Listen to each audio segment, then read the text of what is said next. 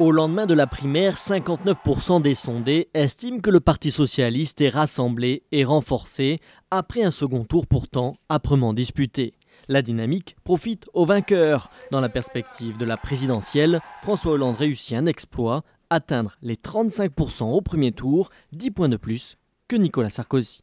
François Hollande réalise dans notre enquête le score le plus élevé jamais mesuré pour cette élection pour un candidat socialiste, y compris à l'époque où on testait Dominique Strauss-Kahn. On sait que Nicolas Sarkozy a pour ambition d'être premier au premier tour, c'est tout son pari. Aujourd'hui, il en est très éloigné. Au second tour, c'est toujours l'état de grâce. Le candidat socialiste l'emporterait, 62% contre 38% pour Nicolas Sarkozy, si l'élection avait lieu dimanche prochain. Ce qui est intéressant de voir aujourd'hui, c'est que François Hollande bénéficie d'excellents reports de voix, notamment parmi les électeurs centristes. Il profite du fait que son projet présidentiel est jugé avant tout comme étant de centre-gauche, plutôt que vraiment à gauche. En difficulté, Nicolas Sarkozy apparaît cependant comme le mieux placé pour défendre son camp. 39% des sympathisants de droite souhaitent qu'il soit leur candidat, loin devant François Fillon et Alain Juppé autour de 25%, 5% seulement pour le secrétaire général de l'UMP, Jean-François Copé.